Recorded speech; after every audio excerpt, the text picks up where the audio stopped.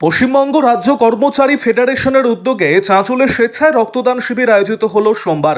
Chanchal super speciality হাসপাতালের blood ব্যাংকে শিবিরের আয়োজন করা হয়।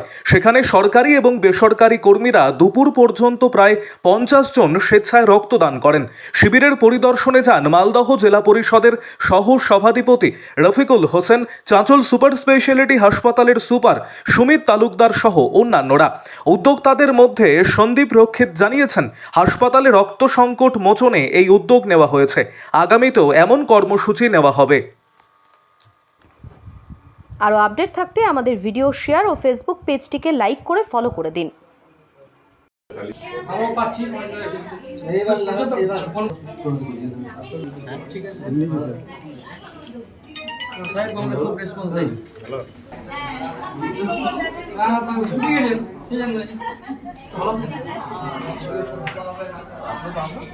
আসেন বাড়ি থেকে একবার বেড়াতে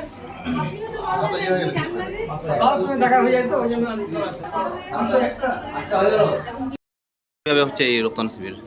দেখেন, চাঁচলে যে উদ্যোগ নিয়েছে আমাদের সম্মানীয় এসডিও সাহেব বেশ দু মাস আগে, সেটাকে ফলো আপ করার জন্য প্রত্যেকটা ডিপার্টমেন্ট ব্লাড ডোনেশন ক্যাম্পের আয়োজন করছে।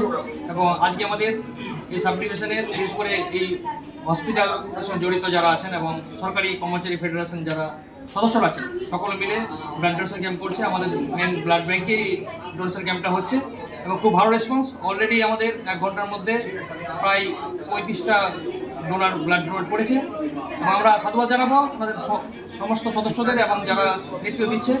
এবং আমাদের পশ্চিমবঙ্গ সরকারের সম্মানীয় মুখ্যমন্ত্রী যে প্ল্যানিং, যে বিভিন্ন ডিপার্টমেন্টের মাধ্যমে বিভিন্ন জনপতির মাধ্যমে বিভিন্ন পার্টের ব্লাড ডোনেশন ক্যাম্পগুলো করলে পরে আমাদের যে ব্লাডের সংকলন হয় এই গরম সময়টাতে, সেটা মেকআপ দিতে পারবো। এবং আমরা খুব কৃতজ্ঞ ওনাদের উপর, যারা আমাদের এই সংগঠনের নেতৃত্বরা আছে চাঁচলে, তাদেরকে আমরা আরেকবার সাধুবাদ জানাচ্ছি যেন এভাবে মানুষের পাশে এবং সঙ্গে থাকে। এবং আমরা সবসময় চেষ্টা করব যে দুস্থ মানুষরা যেন ব্লাড নিয়ে বা যে কোনো মানুষ সমস্যা না পড়ে। সেটা ফলে দেখেন, ব্লাড এমন একটা জিনিস, এটাকে অন্যভাবে রিকভারি করা যাবে না। তো এটাকে সচেতনতার মাধ্যমে বিভিন্ন পার্টে যদি আমরা ডোনেশন ক্যাম্পগুলো করি, তাহলে থ্যালাসেমিয়া পেশেন্ট সহ সমস্ত রকম পেশেন্টের এটা একটা সুবিধা হবে।